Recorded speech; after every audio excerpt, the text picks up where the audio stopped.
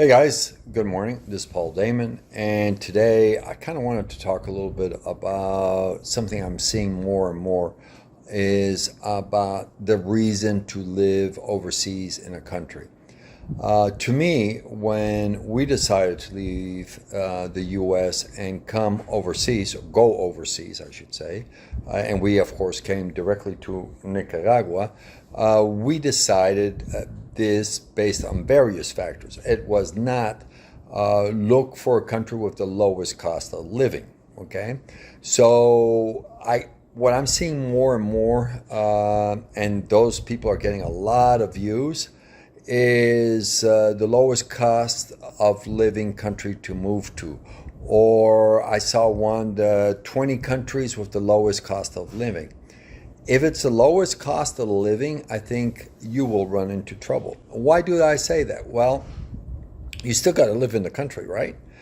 And if you don't like it, but you came here just for the lowest cost, then you're not getting the value of living overseas, why you came to live overseas. I mean, we had many factors, which included in those factors the cost of living. We had a budget, and we tried to live within our means. So for us, it was location, how close to the U.S., because we do have children there, and we also had a potential concern for medical, therefore we wanted to be close to the U.S. That was one of the factors. The other factors was, for example, could we work in the country that we're going to live in? So that was another factor. The other one was, how is the real estate industry? Since we are both realtors, we wanted to know how good or how bad, depending how you want to look at it, was the real estate industry. The other one was the cost of buying a house and living conditions for living in a house versus rental. The other one was, of course, safety. That always does come up, and I think it has a very good point in your analysis, is the safety of the country that you're going to live in. But safety, like the cost of living, has a factor that a lot of people don't look at it. We feel safe because we implement safety elements in our lifestyle, etc. So, for example, we don't travel at night, or we try not to travel at night because the safety of the roads is pretty poor. So for us, it is very important to be home by nightfall or leave the house before sunrise. So usually when I go, for example, to the Leon, I try to leave here around 5:30, and it is dusk. I can see good. I can see the people on the road, so I feel safe. Okay, the other item is, where are you going to live? So we live on a farm. We feel very safe, and the reason we feel safe, we have 6 dogs, okay? And the dogs have been trained, and they are our safety net, so to speak. Okay, so I have seen a lot of people say, we're going to live in a development because of safety. Well, I think I can show you at the opposite, that living in a development where a lot of people are grouping themselves together, you are less safe than for us, for example, that live in a community and we're surrounded at all areas. So on each side, the left, the right, and the back side, we have actually farm families living there. We feel safe, okay? We are the quote unquote the only expat or gringo that lives in this area, okay? So,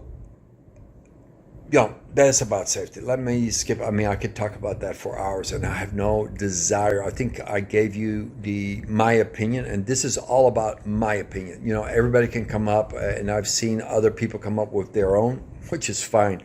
You got to remember, I have been living overseas since I've been 2 years old. I have lived in Venezuela, I've lived in Colombia, and I've lived in Ecuador, I've lived in Mexico, I've lived in Jamaica, USA, I have lived, of course, in Europe and Spain, I've lived in Egypt, I've lived in Saudi Arabia, Poland. I mean, I can go on, okay? Those are countries that I've lived in. I've lived there and been in those countries for 6 months, a minimum, if not longer, okay?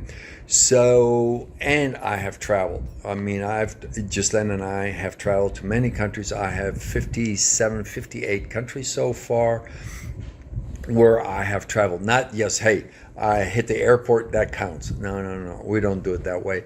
We have to be in country a minimum of 2 weeks for work or some type of activity that allows us to appreciate and learn the good, the bad, and the ugly, as I say at times, right? And how do you adapt to those countries, okay?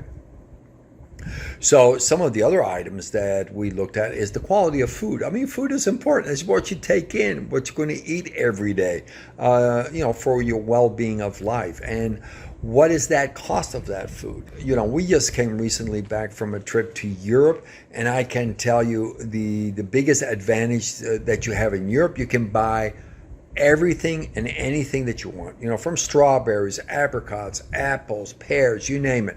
And here where we live, you can't find it. But you adapt. You adapt your lifestyle and to what your intake needs are, okay? But again, the difference between when I visited my sister, her grocery expenses and our grocery expenses are tremendous, okay? Tremendous. And okay, yeah, the carrots look cleaner, they're more vibrant, etc. But I believe ours taste better, okay? Our potatoes taste different and better. I think we're closer to the production line than we are in Europe, where everything is trucked in, etc. Here, when we go to Masaya Market, you're just getting it basically off the truck, from the farm truck to the market, okay? Those are the type of advantages we were looking for. How close can we come to the community, meaning how close are we to the Nicaraguan community and ourselves? We have today 2 people working on the farm. That doesn't mean we're close, but what I meant is we are always learning, appreciating the fact where we are. So we didn't look at the cost of living as the only thing that was important. Healthcare is important. For some that have school-age children, schooling is important. Okay, so, and on schooling, I can do a whole topic what I see, and I'm wondering, why are people coming here to go to an expat school? I just don't understand it. I was raised as a child in the local schools. That's why I think I speak a lot better Spanish at times than Ghislaine does, because I went to the local community schools. My daughters, when we were living in Jamaica, went to the local Jamaican school. And I can tell you, when we went back to the States 2 years later, they skipped a grade and they had so better basic training from the nuns that ran that public school, and they learned so much better and appreciated what they got, even when they went back. So we can see what the parents did as to how that helped us later on in life. Now, I am bilingual, or I should say trilingual, and that has helped me in my business. My daughters, had helped them to have a really good schooling and appreciation for life in Jamaica vis-a-vis going to an expat school, which I was not willing to do. I'm not willing to put my kids through an expat school. But that's me. That's my background, okay?